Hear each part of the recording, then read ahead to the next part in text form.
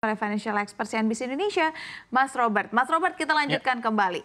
Jadi di sini Mas Robert sudah menghadirkan pemirsa presentasi mengenai berkat THR saham di bulan Ramadan. Dan tadi di slide pertama saya lihat bahwa memang secara historis ini hingga Lebaran sebenarnya kinerja IHSG nggak begitu impresif ya? Iya.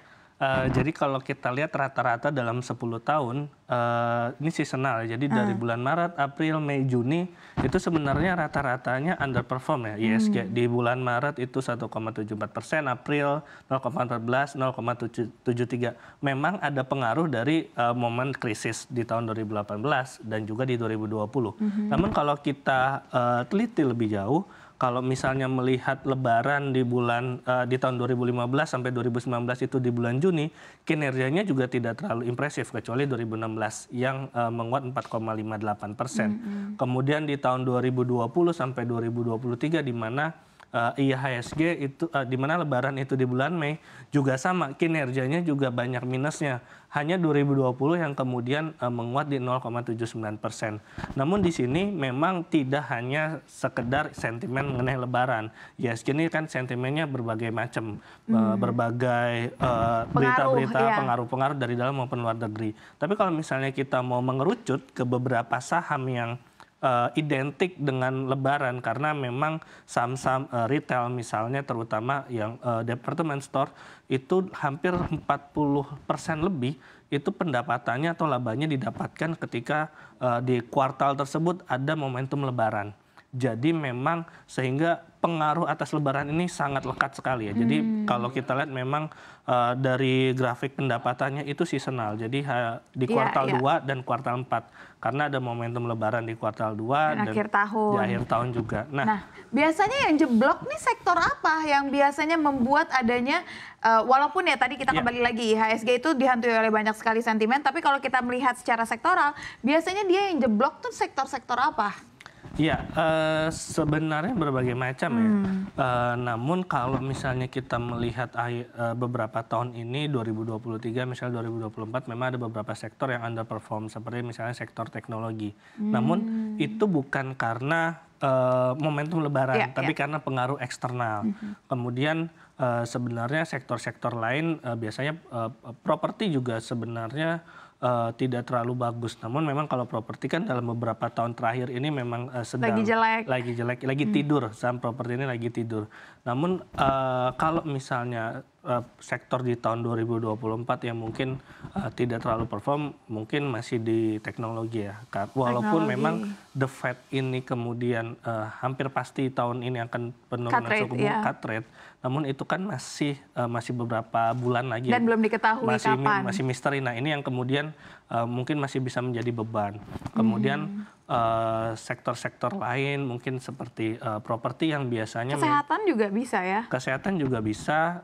Kalau properti ini karena biasanya penjualan itu di bulan puasa Lebaran itu tidak terlalu bagus penjualan rumah. Iya, tapi mungkin di tahun ini properti bisa naik karena ada sentimen dari The Fed itu. Iya, dan kemungkinan kalau Pak Peri, bos BI kan bilang kemungkinan cut rate itu di second half. Jadi bisa jadi harga properti itu juga akan mulai terapresiasi di second half 2024. Oke, nah ini di slide kedua nih, ada kecenderungan saham price in. Tadi sempat disinggung juga, boleh dielaborasi lebih lanjut Mas Robert? Ya, jadi kalau misalnya kita lihat di tahun 2020 sampai 2023 kan Lebaran itu berada di bulan Mei. Dan kalau lihat kinerjanya sebenarnya tidak terlalu bagus. Lebih bulan Mei kita lihat minus 0,87, bahkan ini minus 16% di tahun 2021. Namun menariknya di 2 bulan sebelumnya itu di bulan Maret itu ada kecuali 2020 karena ada pandemi, itu ada peningkatan yang cukup signifikan. Ini saham RALS, Ramayana.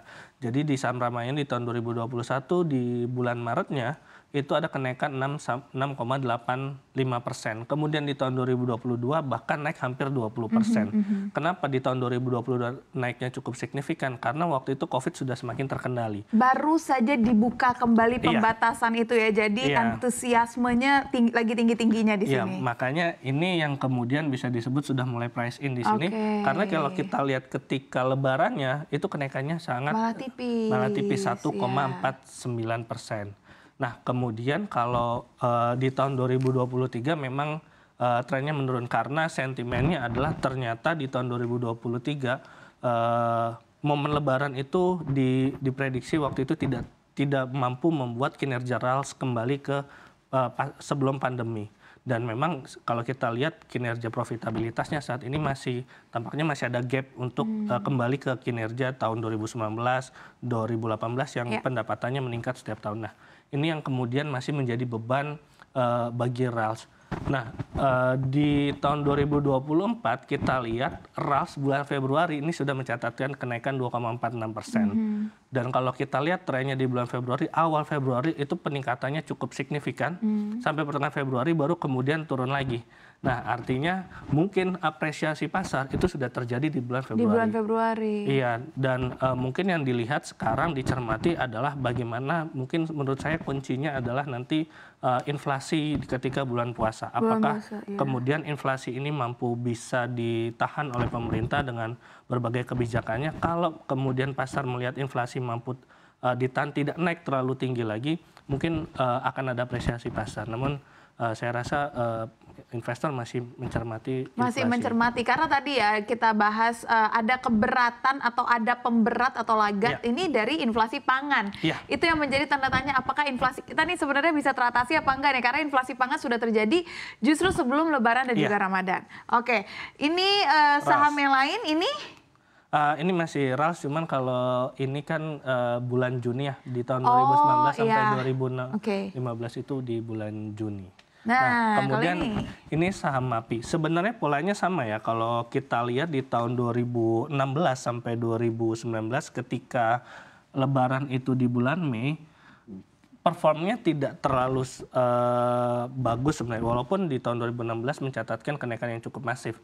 Namun kalau misalnya kita lihat di bulan, ini kinerja bulan Juni 2019 sampai 2017 itu memang kinerjanya positif. Namun di bulan April kinerjanya lebih bagus lagi. Kenapa? Di sini ada kenaikan 38,77%, peningkatannya 2,58%, dan ini juga bahkan sampai 6%.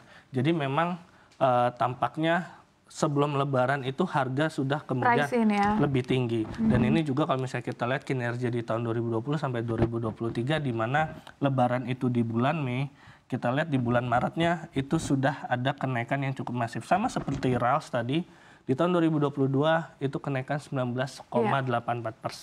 Artinya hampir 20% kenaikannya untuk saham MAPI. Namun kalau kita melihat 2024 di MAPI maupun RALS ini tampaknya bisa menjadi pilihan. Namun saya rasa MAPI akan lebih menarik ya di tahun 2024 ini. Kenapa? Karena kalau melihat survei spending masyarakat di kalangan menengah dan bawah ini yang tampaknya mulai lesu. Namun kalangan atas ini yang masih stabil. Dan kalau kita lihat produk-produk dari MAPI masih mencakup untuk kalangan atas itu. Jadi itu yang sebenarnya bisa menjadi peluang. Namun balik lagi ada tantangan dari sektor retail, yaitu adalah inflasi. Ada inflasi. Oke, nah dengan semua data ini nih, kira-kira apa yang bisa kita lakukan untuk bisa melindungi dana investasi kita dari adanya resiko tambahan di bulan Ramadan? Karena tadi kan dilihat ya, sebenarnya nggak begitu selalu oke nih, nggak selalu top chair, karena memang beberapa bulan sebelumnya biasanya sudah price in gitu. Nah, gimana cara antisipasinya?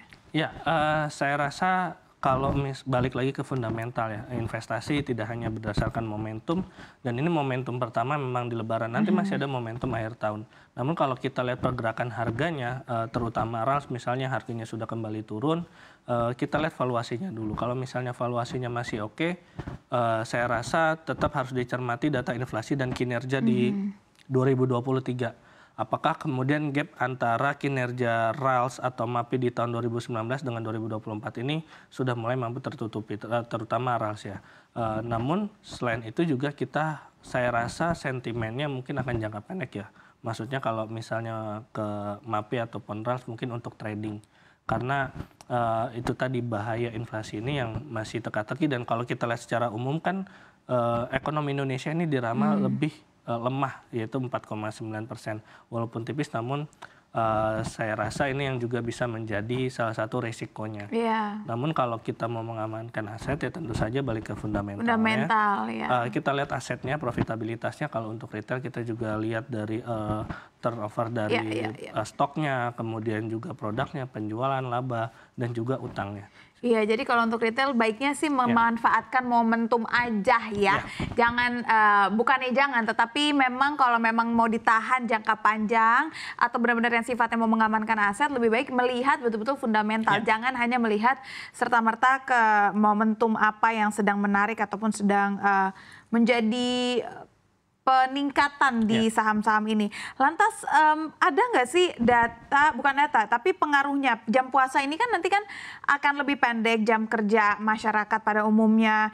Nah ini akan berpengaruh juga nggak kepada likuiditas pasar saham kira-kira?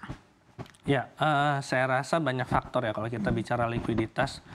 Salah satunya adalah mengenai bagaimana keyakinan investor terhadap pasar saham itu tersendiri. Dan kalau misalnya kita lihat kalau investor melihat ekonomi Indonesia akan bagus, saya rasa likuiditasnya juga masih akan oke. Baik itu dari dalam negeri maupun dana asing itu juga akan masuk ke pasar keuangan, terutama pasar saham.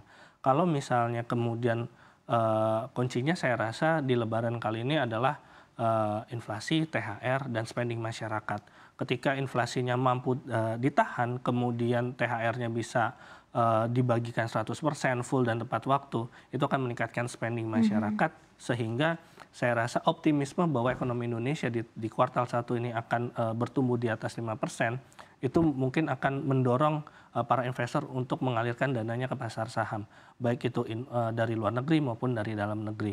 Namun kalau misalnya terutama sekarang udah ada modalnya adalah the Fed itu tadi, itu modal yang sangat baik saya rasa. Dan kita lihat juga nilai tukar rupiah yang mulai menguat karena indeks dolarnya juga melemah. Dan saya rasa itu bisa menjadi potensi untuk aliran dana masuk ke pasar saham dan akhirnya likuiditasnya juga akan oke. Namun saya rasa kalau bulan Lebaran ini kalau kita lihat spending masyarakat secara historis, saya cukup optimis ya. Di tahun 2023 atau bahkan ketika pandemi pun spending masyarakat masih cukup besar ketika di bulan Lebaran, puasa sampai Lebaran. Jadi mungkin masih ada kesempatan untuk aliran dana itu masuk di bulan-bulan puasa dan Lebaran itu yang cukup masif. Oke. Mas, ini Mas di slide juga menampilkan tentang awas inflasi pangan mengancam saya beli saat dan setelah Lebaran. Ini ada grafik juga nih, apa nih Mas?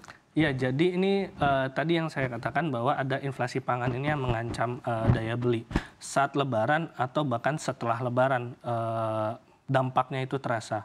Kenapa? Karena inflasi pangan ini akan menggerus daya beli masyarakat. Yang tadinya daya beli masyarakat mungkin sudah mengatur uangnya THR untuk full beli baju Lebaran buat jalan-jalan bareng keluarga atau mudik yang lebih lama, karena harga pangannya lagi meningkat, pasti porsi itu akan dikurangin, akan masuk untuk memenuhi kebutuhan pokok terlebih dahulu. Kalau sekarang kita lihat beras yang kemudian masih langka dan harganya naik, dan kalau kita lihat inflasi kemarin, harga bawang, harga komoditas yang di pasar, bawang, cabai, itu juga harganya cukup tinggi. Ditambah kalau inflasi biasanya harga daging juga ikut naik. Telur, daging, ayam, itu juga harganya akan cukup tinggi. Nah, ini yang kalau misalnya sebelum masuk puasa aja ini udah tinggi nih.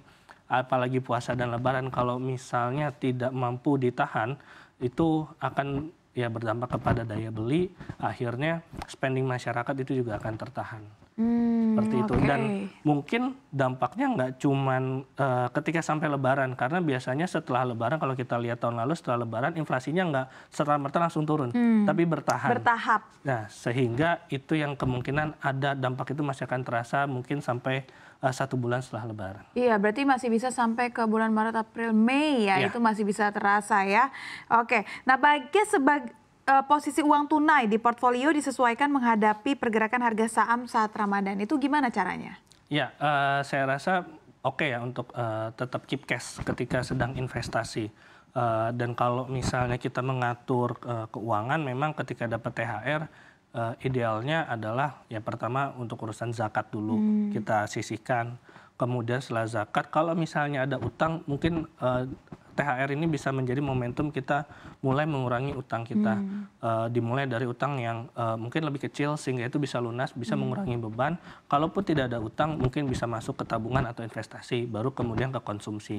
Memang mengaturnya saya rasa itu sih. Jadi zakat dulu mungkin karena memang kalau Lebaran kan identik dengan kita berbagi. Kemudian juga ketika ada utang dulu yang dibereskan, itu bisa menjadi booster untuk kita mulai mengurangi utang kita, sehingga cash flow kita setelah Lebaran itu akan menjadi lebih aman. Kemudian kalaupun utangnya udah selesai atau kita tidak ada utang, kita bisa masuk ke tabungan, atau misalnya masih ada dana darurat yang belum terpenuhi, kita bisa masukin ke alokasikan ke sana dan investasi, baru kemudian kita bisa ke konsumsi. Idealnya seperti itu. Idealnya seperti itu ya.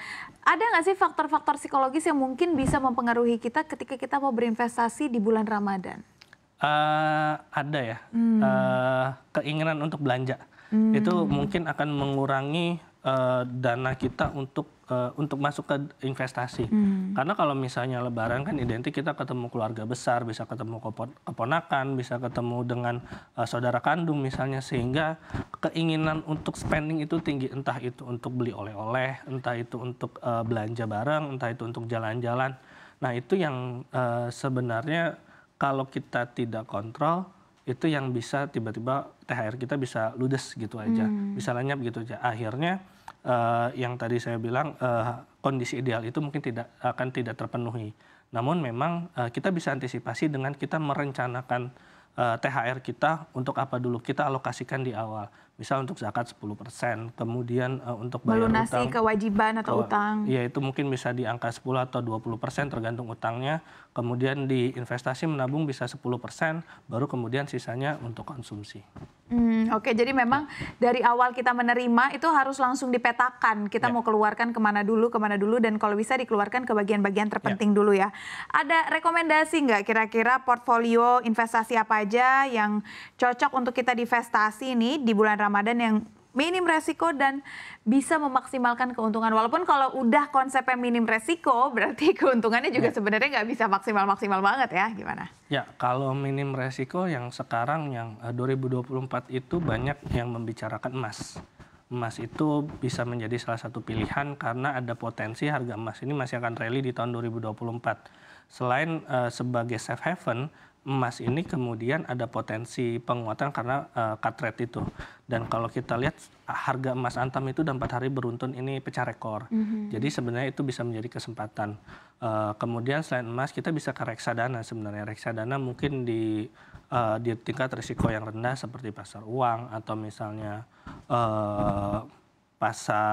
maksudnya pendapatan tetap, itu juga bisa menjadi pilihan.